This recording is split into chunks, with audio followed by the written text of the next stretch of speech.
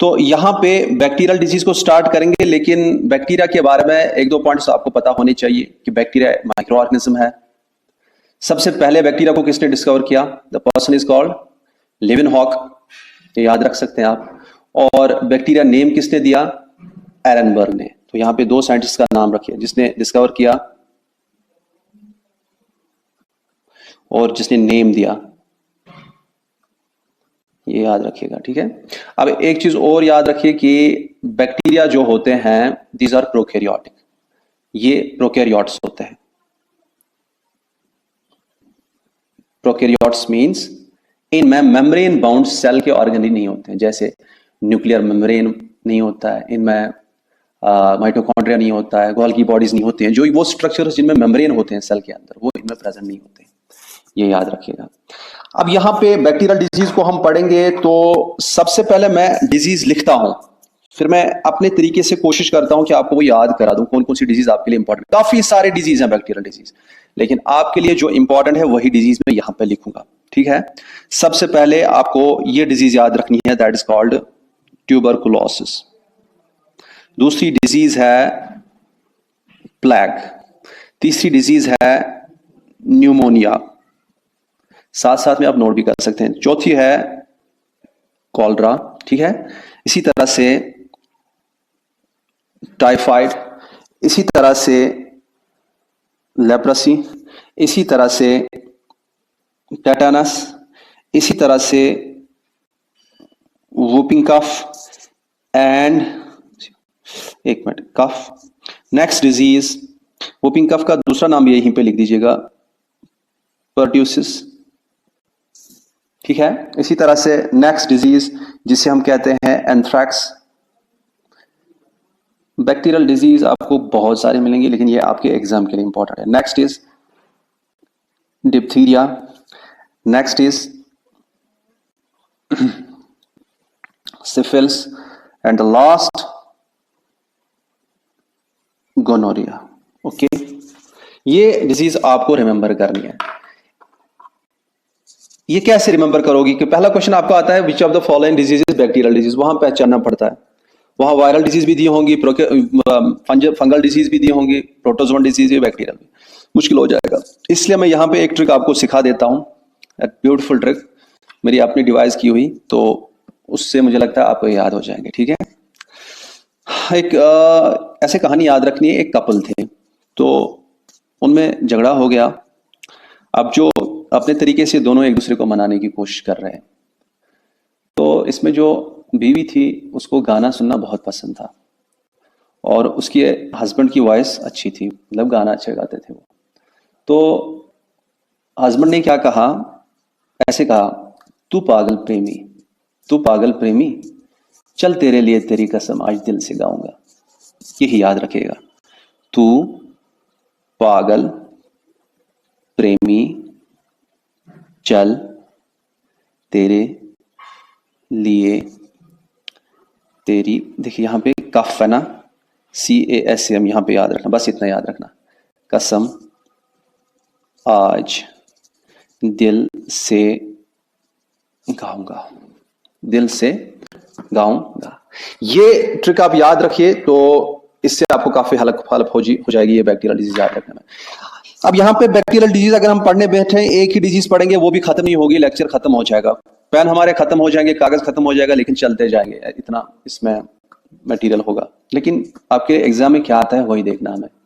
देखिए सबसे पहला पॉइंट आपको याद रखना है इन डिजीज के बारे में, सबसे इंपॉर्टेंट जो आपको पूछेंगे वो है कॉजेटिव एजेंट, जिसे मैंने क्या कहा था कल, पैथोजन कौन सा है काज करने वाला। दूसरा आपको पूछेंगे कि हाँ बताइए इन्फेक्टेड पार्ट कौन सा है बॉडी का, किस रीजन में ये इन्फेक्ट करता है ज्यादा।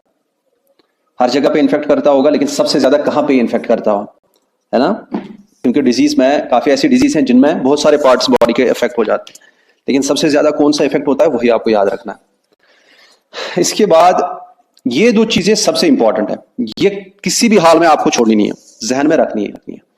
अब इसके बाद और भी क्या इंपॉर्टेंट थोड़ा सा है, that is mode of transmission, किसके जरिए फैलता है, जो मैंने कल कहा था व्हीकल, वेक्टर वगैरह वगैरह जो भी है ना, फोमाइट्स।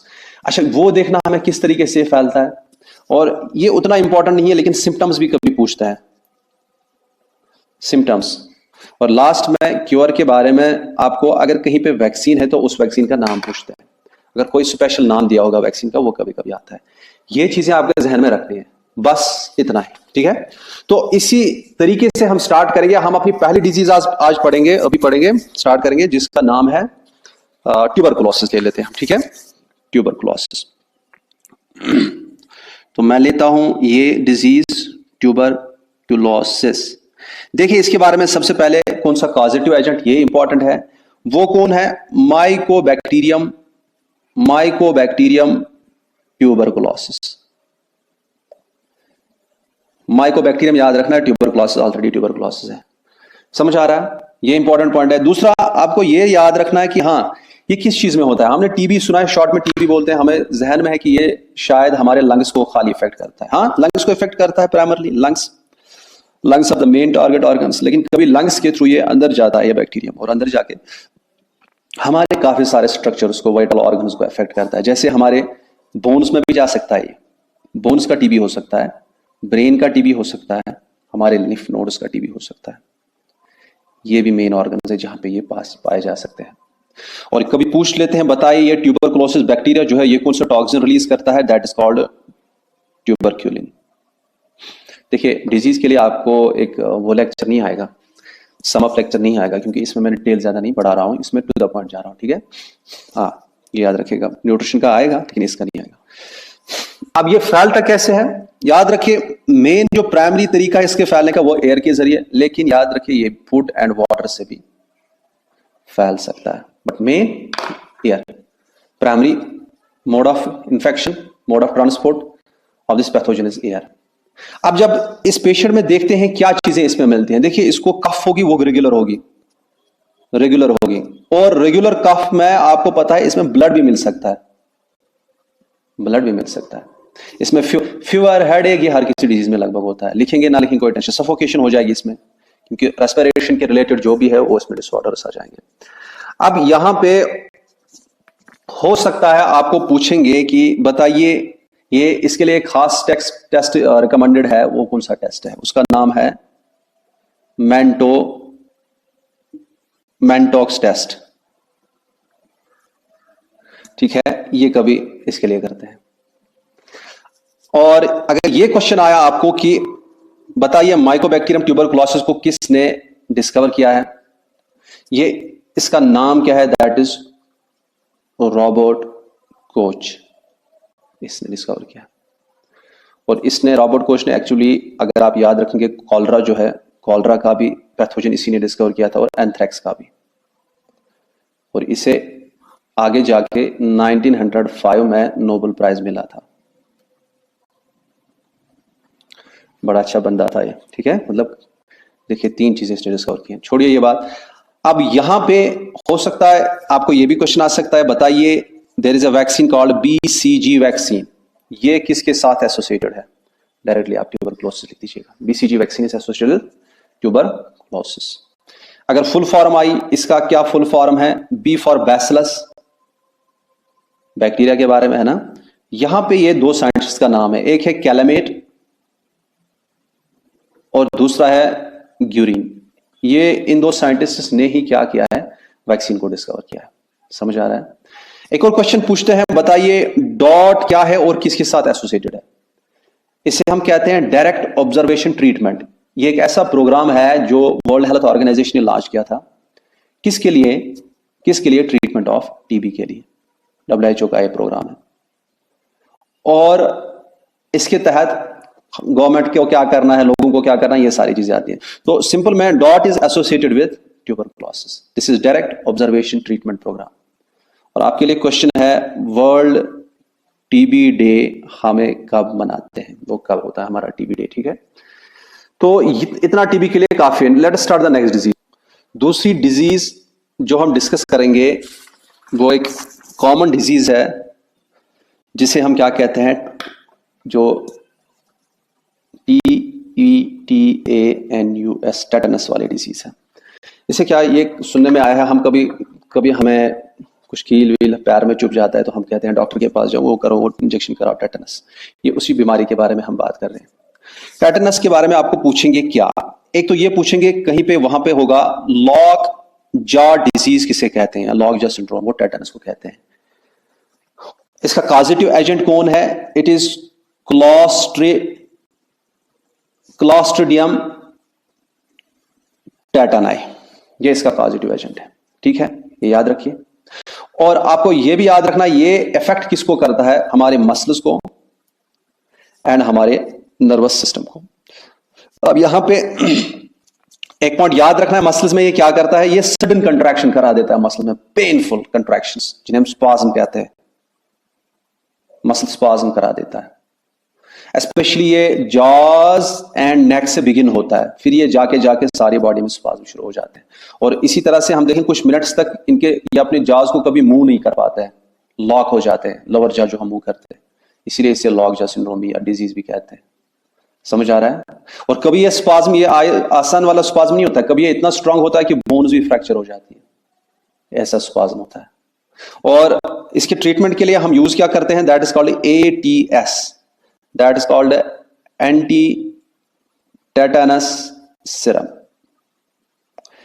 एंटी टेटानस सिरम याद रखिएगा, एक पॉइंट मैं बोलने जा रहा हूं बहुत इंपॉर्टेंट है। कल वाली जो मैंने पढ़ाया था वैक्सीनेशन, उसमें हमने ये एक ऑर्गेनिज्म है, इसमें हमने बाहर से एक डीएक्टिवेटेड पैथोजन का मटेरियल इसमें डाल दिया था, इसका इम्यून सिस्टम उठ गया, इसमें memory B cells and memory T cells बन गए, है ना। और कभी फ्यूचर में जो वैक्सीन हम डालते हैं, फ्यूचर में अगर ये पैथोजन इसमें कभी दाखिल होगा तो ये मेमोरी बी सेल्स और टी सेल्स से जल्दी पहचानेंगे और ये इस इंसान को कोई नुकसान नहीं दे सकता। तो ऑलरेडी इसके पास इम्यूनिटी है, रेजिस्टेंस है ना। अब यहां पे जो ये इसका अपना इम्यून सिस्टम हमने उठाया, इसके बी सेल्स और टी सेल्स इसमें बने, बी सेल्स बाद में एंटीबॉडीज बनाएंगे, टी सेल्स बाकी सेल्स को एक्टिवेट करेंगे, WBCs को। तो इसका अपना इम्यून सिस्टम उठ गया यहां पे, जो यहां पे वैक्सीनेशन की हमने, इसमें इसकी इम्यून सिस्टम बढ़ गया है इसमें, इसे हम कहते हैं वैक्सीनेशन को दूसरा नाम इम्यूनाइजेशन भी है, याद रखिएगा, इम्यूनाइजेशन भी है। और इसमें जो इम्यूनाइजेशन हुई है दैट इज एक्टिव इम्यूनाइजेशन, क्योंकि इसका अपना इम्यून सिस्टम उठा है। लेकिन अगर हम ऐसा करते हैं, इस इंसान में हमें फॉर एग्जांपल यही टेटनस के खिलाफ, टेटनस को डायरेक्टली हमें इसमें बैक्टीरियम है, इसको हमें क्योर करना है। हम क्या करते हैं? हम यहां पे घोड़े को लेते हैं, इक्वाइन को लेते हैं, इक्वाइन, उसमें हम टेटनस को डिटॉक्सिफाई करके, टेटनस बैक्टीरियम को डिटॉक्सिफाई करके उसके ब्लड में डाल देंगे। उसके ब्लड में इसके खिलाफ, इस टेटनस के खिलाफ बनेंगे antibodies, Y shaped molecules, antibodies. इन्हीं एंटीबॉडीज को हम ले लेंगे और फिर जाके इसमें डाल देंगे। रेडीमेड है ये इसमें यूं ही टेटनस दाखिल हुआ, हमारी एंटीबॉडीज इसमें डाली जाएंगी, ये फिनिश हो जाएगा। ये एंटीबॉडीज को इस पे एक्ट करेंगे, इस फॉरेन टेटनस बैक्टीरियम पे, क्लॉस्ट्रिडियम टेटनाई बैक्टीरिया पे, इसको फिनिश कर देंगे। अब यहां पे भी सिस्टम यही है, यहां पे अपना इम्यून सिस्टम हमने उठाया, लेकिन यहां पे हमने दूसरे में इस टेटनाई बैक्टीरिया के खिलाफ कुछ मॉलिक्यूल्स बनाए, एंटीबॉडीज बनाए। अब यहां पे ये यूज करके इसमें इम्यूनिटी आती है, but this is not active immunity, this is called passive immunity, this is called passive immunity, क्योंकि इसका अपना इम्यून सिस्टम नहीं उठा। इम्यून सिस्टम तो घोड़े का उठा, उसके सिरम में इसके खिलाफ एंटीबॉडीज बने, इसका तो अपना नहीं उठा। और वहां से जो टेटनाई के खिलाफ बना मटेरियल, उसको हमने इसमें यूज किया directly, this is called passive immunisation, और पैसिव इम्यूनिटी इसमें आ गई। हो सकता है मैंने सोचा ये पॉइंट छुपाना गलत है, आपको ध्यान में आना चाहिए पॉइंट, कभी आ सकता है तोड़ मरोड़ के क्वेश्चन किसी भी एग्जाम में। अब यहां पे इतना क्लियर है, this is about tetanus. Let's start the next disease now. अगर आपको पूछेंगे कि बताइए ये क्लॉस्ट्रिडियम टेटनाई बॉडी में दाखिल कैसे होता है, ये पहले पता होना चाहिए। सॉइल में प्रेजेंट होता है और ये थ्रू वाउंड्स दाखिल हो जाता है हमारी बॉडी में, ठीक है, ये पॉइंट भी याद रखिएगा। अब नेक्स्ट डिजीज ले लेंगे हम, जिसको हम क्या कहते हैं, let's take next, that is pneumonia. Pneumonia disease को हम ले लेंगे, ये अक्सर बच्चों में पाया जाता है ना, और इसमें जो पॉजिटिव एजेंट है that is called diplococcus pneumonia.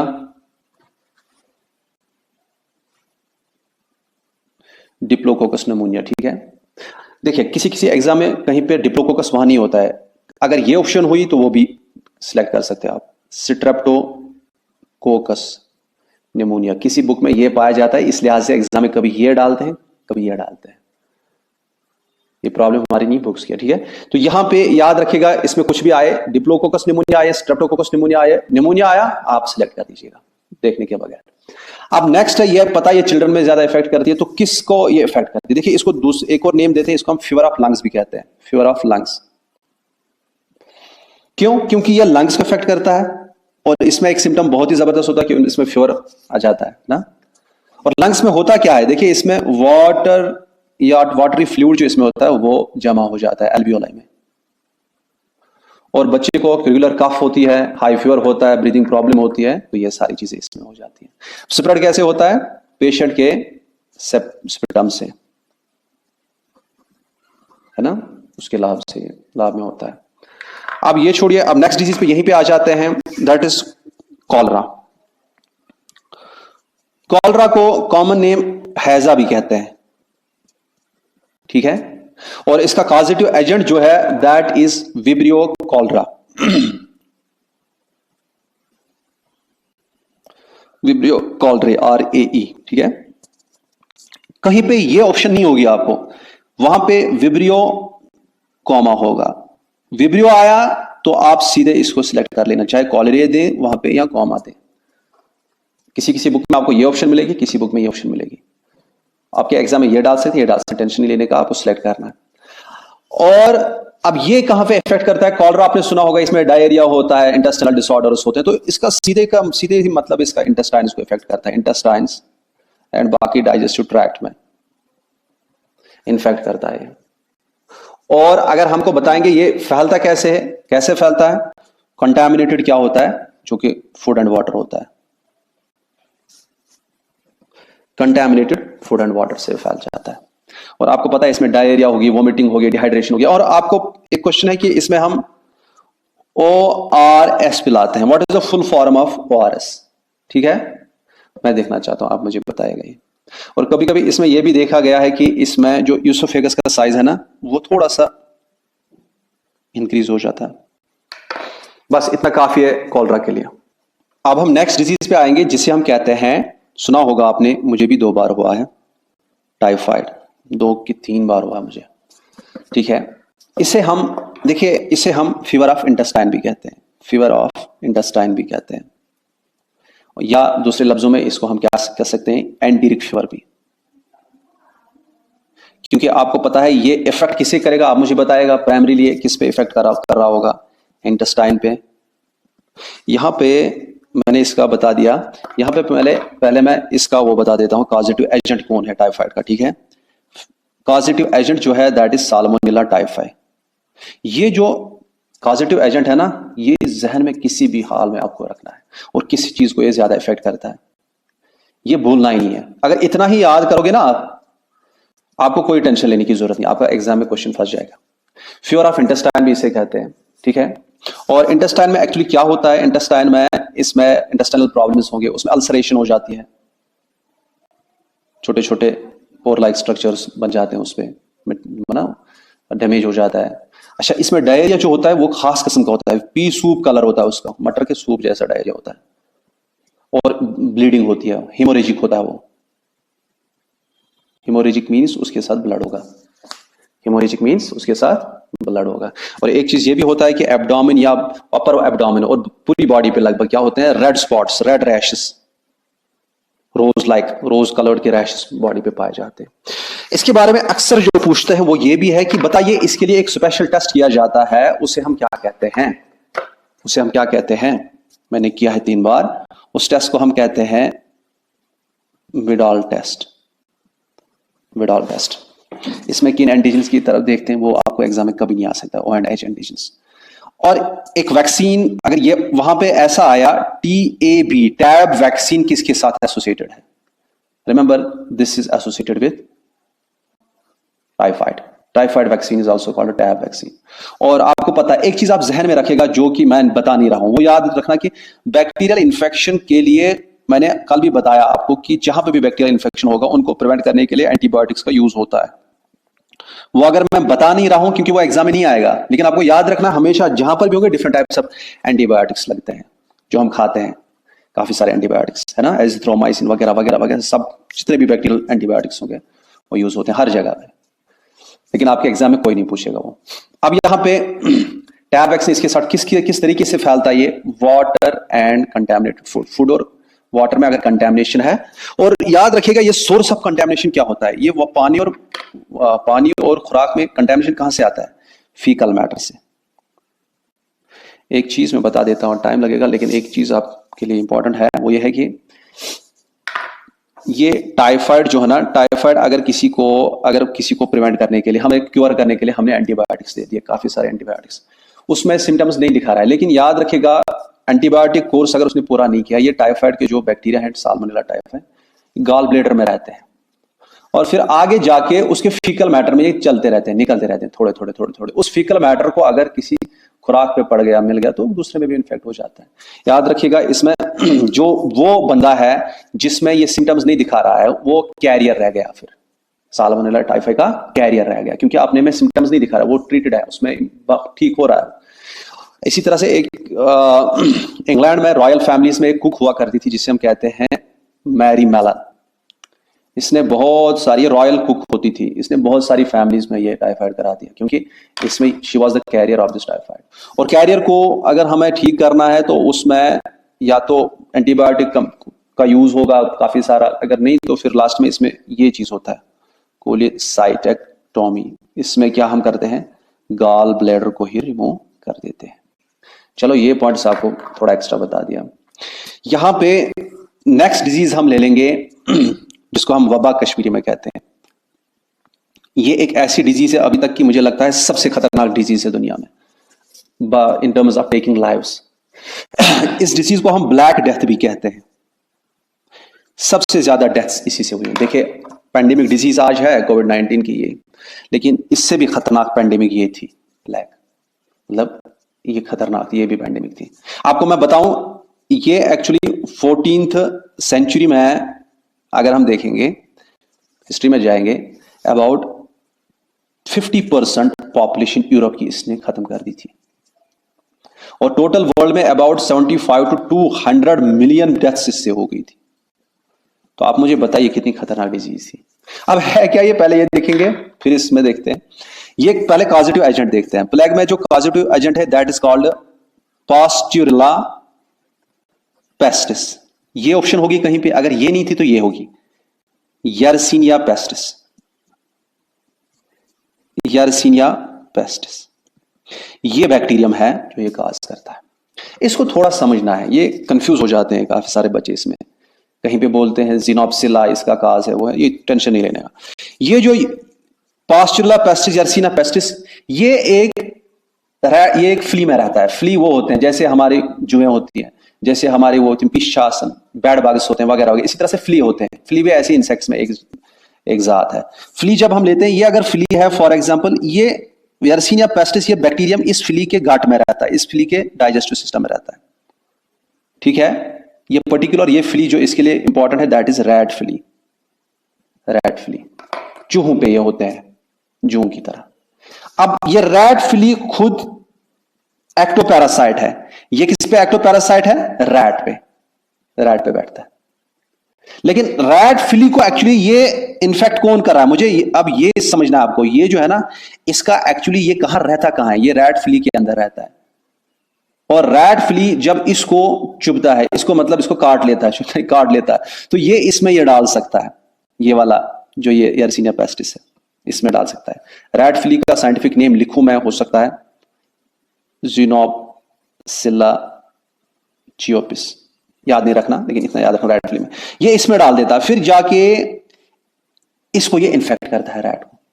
और रैट में जब ये इन्फेक्शन करता है, फिर इस रैट पे अगर कभी भी कोई हेल्दी रैट फ्ली बैठी, उसने इसको बाइट किया, उसकी बॉडी में भी आ गया दोबारा, फिर ये रैट फ्ली अगर ह्यूमंस में बाइट करे, ये रैट फ्ली जंप काफी करता है। इसलिए एक चीज बोलते हैं कि जब घर में सो जाओ तो कभी ये जो मैट्रेस होता है ये बड़ा ऊंचा होना चाहिए, क्योंकि 25 सेंटीमीटर तक लगभग ये जंप कर सकता है, ऊंची जगह पे सोना इंपॉर्टेंट है।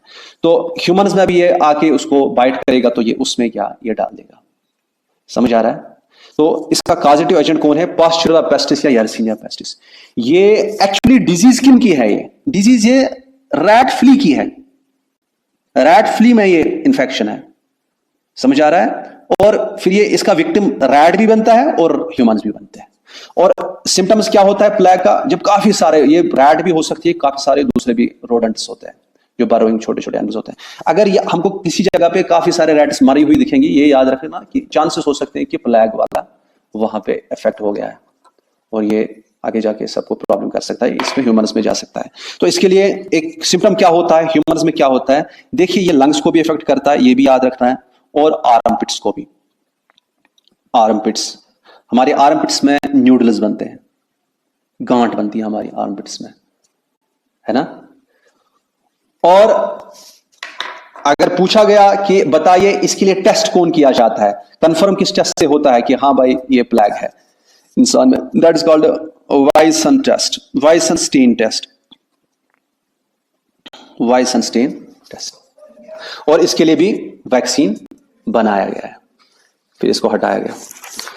तो अब यहां पे एक और चीज हम कर सकते हैं, बताइए रैट्स को भी किल कर सकते हैं। आपके लिए क्वेश्चन है, क्योंकि रैट्स पे ही ये पनपते हैं, रैट्स इनके प्राइमरी होस्ट्स हैं, उनके जो ये फ्लीज होते हैं, तो हमें रैट्स को अगर किल करेंगे तो हमें इन्फेक्शन के कम चांस है। आपके लिए क्वेश्चन है कि रैट किल करने के लिए दवाई कौन सी यूज होती है। ओके, नेक्स्ट डिजीज पढ़ेंगे जिसका नाम है डिप्थीरिया।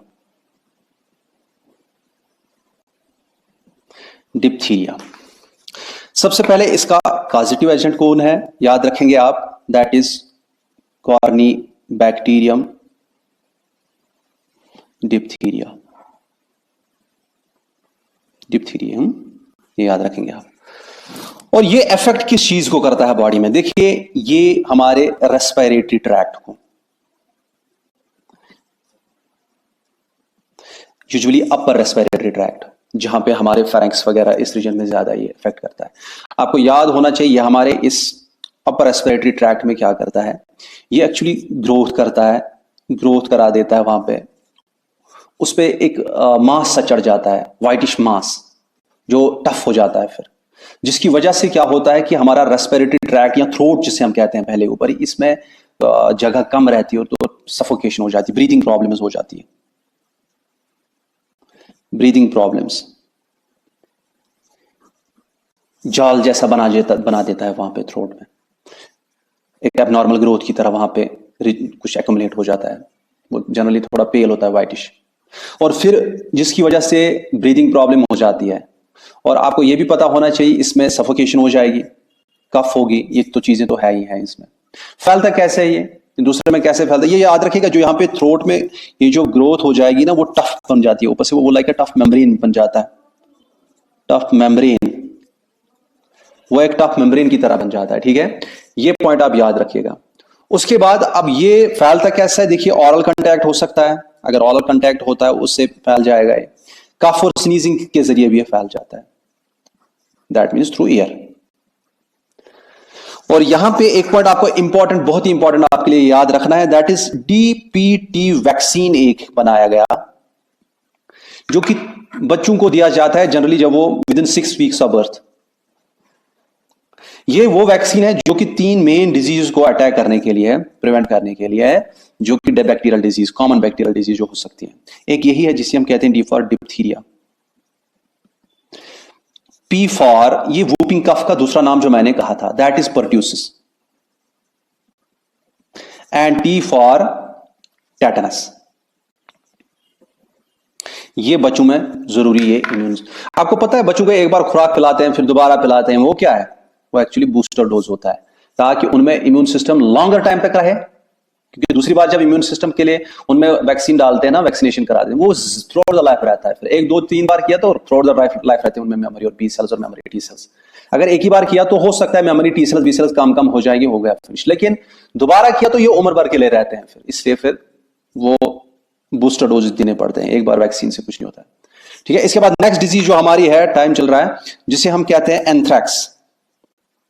ये वाली डिजीज देखिए आप, ये भी कमाल वाली डिजीज है, इसको हम बायो वेपन की तरह यूज कर सकते हैं, बायो वॉर में, वो बताऊंगा नहीं ज्यादा, लेकिन इतना याद रखिए इसका पहले कॉजेटिव एजेंट कौन है, that is bacillus anthracis. Bacillus anthracis is the causative agent. और ये एक्चुअली हमारा डिसऑर्डर, हमारी डिजीज नहीं है, this is the disease of money animals, other animals, domestic animals generally. तो एनिमल्स में ये होता है, लेकिन ये एनिमल्स के साथ अगर हम अनकुक्ड मीट खाएंगे या कंटैक्ट होगा ज्यादा एनिमल्स के साथ, तो ये ह्यूमंस में भी ट्रांसफर हो सकता है। ऑफन ये शीप में जनरली ज्यादा होता है, शीप में, और जो वो ऊन का काम करते हैं उनमें ज्यादा होने की चांसेस है, उनके लंग्स में डायरेक्टली जाते हैं। और याद रखिएगा ये ट्रांसमिशन इसका किस किस के जरिए हो जाएगा, आपको पता होना चाहिए, एयर के जरिए हो जाएगा, और या तो सीधे फूड कंज्यूम करने के थ्रू हो जाएगा। यहां पे चूंकि ये उन वूल सॉर्टर्स को ज्यादा होती है, इसलिए एंथ्रैक्स को कभी कभी क्या कहते हैं, जनरली इसमें 3 टाइप्स हैं, पल्मोनरी वगैरह, वो मैं कहना नहीं चाहता, वो आपके लिए इंपॉर्टेंट नहीं, सीधे याद रखें एंथ्रैक्स को कभी कभी हम क्या कहते हैं, उसको हम कहते हैं वूल सॉर्टर्स डिजीज भी। ये एक्चुअली पल्मोनरी एंथ्रैक्स है, आप सीधे रखिए याद कि एंथ्रैक्स को वूल सॉर्टर्स डिजीज कहते हैं। और ये इफेक्ट किस किस चीज को करता है, स्किन को, इंटेस्टाइन को एंड लंग्स को। अब एक पॉइंट मैं एंथ्रैक्स के बारे में आपको बता दूं, पहले ये तो सबको पता होगी कि इसके लिए वैक्सीन किसने तलाश किया था, vaccine that was Louis Pasteur in 1881। ये याद रखिएगा, इस एंथ्रैक्स वायरस को, एंथ्रैक्स बैक्टीरियम को, बैसिलस एंथ्रैसिस को हम बायोवार में भी इस्तेमाल कर सकते हैं। एक्चुअली ये in the form of spores store कर सकते हैं, फिर जाके in the form of spores ही हम किसी कंट्री में डाल सकते हैं, वहां पे ये फैल सकता है। तो दिस इज कॉल्ड, जो कि जंग लड़ी जाए विथ माइक्रोब्स, आर्म्स के जरिए नहीं, उसे हम कहते हैं biowar. And this type of terrorism is also called bioterrorism. ठीक है, ये अलग कंसेप्ट है। And this will act as a bioweapon, these spores. बस इतना इसके लिए काफी है। नेक्स्ट डिसऑर्डर जो हमारा है, वो अक्सर हमारे बचपन में हमें लग गया होता है, that is called whooping cough. Whooping, इसमें से लिखते हैं वूपिंग कफ। वूपिंग कफ की जब हम बात करते हैं, इसके लिए दूसरा नाम जो मैंने बताया आपको, दैट इज कॉल्ड पर्ट्यूसिस, और इसको चाइना में 100 डे कफ भी कहते हैं, 100 डे कफ भी कहते हैं। ठीक है, इसके लिए कॉजेटिव एजेंट कौन है, पैथोजन कौन है, दैट इज कॉल्ड बॉर्डिटेला पर्ट्यूसिस। अगर ये ऑप्शन नहीं थी वहां पे ये होगी फिर हीमोफिलस पर्ट्यूसिस। इन दो में कोई भी सिलेक्ट कीजिएगा, ये एक ही देंगे, इन दो में एक ही ऑप्शन होगी वहां पे। तो इफेक्ट किस चीज को करता है, ये हमारे ब्रीदिंग सिस्टम को, ब्रीदिंग सिस्टम, हमारे लंग्स वगैरह जो भी है, ट्रैकिया वगैरह सबको इफेक्ट करता है। और जनरली ये चिल्ड्रन में होता है। इसमें जो कफ होती है ना, कफ वो कांस्टेंट होती है, कफ खांसने लगता है, लेकिन कफ जो होती है वो स्ट्रॉन्ग कफ होती है। स्ट्रॉन्ग पावरफुल कफ जो होती है, साउंड बहुत ज्यादा प्रोड्यूस करता है, हाई पिच वाला साउंड, जिसे हम कहते हैं वूप, खतरनाक साउंड प्रोड्यूस होता है, इसीलिए इसे वूपिंग कफ भी कहते हैं। जनरली ये खुश खांसी होती है। और आपको ये पता होना चाहिए कि generally with in 6 weeks 42 days रहती है ये, और फिर ये सबसाइड करती है खुद ब खुद। इम्यून सिस्टम डेवलप हो जाता है, इम्यून सिस्टम एक्टिवेट अच्छे से रहता है, तो फिर नहीं होता है। ठीक है, इम्यूनिटी बढ़ जाती है। अब हमारे खाली 2 डिसऑर्डर रहते हैं, उनको जल्दी फिनिश करते हैं। मुझे पता है लंबा लेक्चर हो गया थोड़ा सा, लेकिन पढ़ाना पड़ा। अब जो ये है जिसे हम क्या कहते हैं, next is called syphilis. Syphilis, this is the next disorder. और इसके लिए जो कॉजेटिव एजेंट है, दैट इज कॉल्ड ट्रिपोनीमा पैलिडम।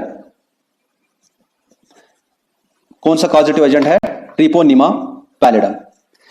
ये याद रखिएगा, सिफिलिस जनरली मेल्स में होता है। और यहां पे अगर हम देखेंगे, फर्स्ट साइन जो होता है ना, जो रिप्रोडक्टिव ऑर्गन होता है, उस पे एक थोड़ा सा वाउंड जैसा अपीयर हो जाता है, जिसे हम कहते हैं, जो एक जिसे हम कहते हैं सोर वाउंड होता है, सोर जैसे एरिया दिखता है, जिसे हम कहते हैं कैनक्री।